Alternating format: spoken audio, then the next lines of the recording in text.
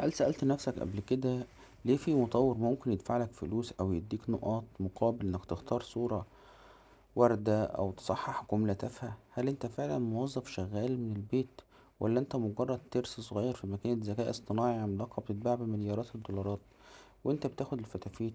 النهاردة هنتكلم عن تطبيقات مايكرو تاسكينج، تحديدا تطبيق بارت تايم جو، وهكشف لك بالأرقام ازاي التطبيقات دي بتغير حياتنا، وايه الجانب المظلم اللي المطورين مش عايزينك تعرفه. وفي آخر الفيديو هجاوبك على السؤال الصادم: هل التطبيق ده فرصة فعلا ولا استنزاف لوقتك وباقتك؟ تطبيقات في حياتنا النهاردة ما قتلتش المسافات بس، دي حولت وقت الفراغ لسلعة. زمان كان وقتك ملكك، دلوقتي المطورين بيسابقوا الزمن عشان ياخدوا منه ثانية واحدة. تطبيق بارت تايم جو اللي وصل ل100,000 عملية تحميل، موجود في مرحلة الوصول المبكر أو Early Access، بيعتمد على فكرة ذكية تقنيا وهي الكرو ثروينج. تطبيق بيطلب منك مهام زي Image Classification، واللي يعني ببساطة انك بتعلم الذكاء الاصطناعي يشوف الصور ويفهمها، وانت هنا مجرد يوزر، انت مدرب لل AI، والمقابل هو نقاط طاقة.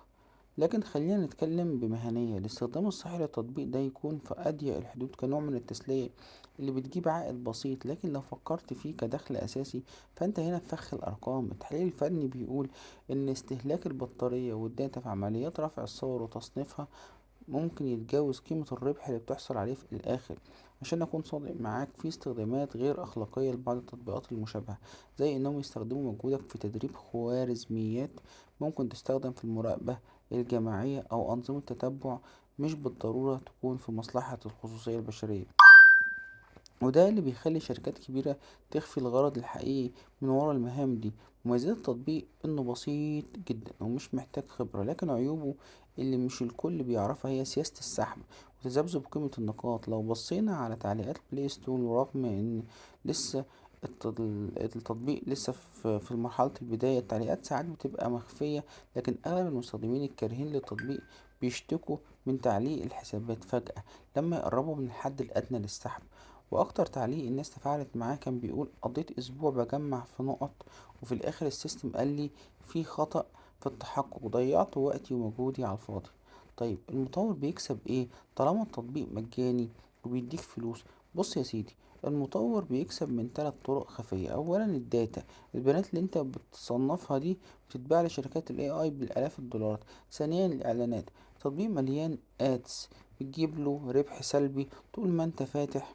ثالثا الترند، زيادة التحميلات فبترفع قيمة الشركة عند المستثمرين.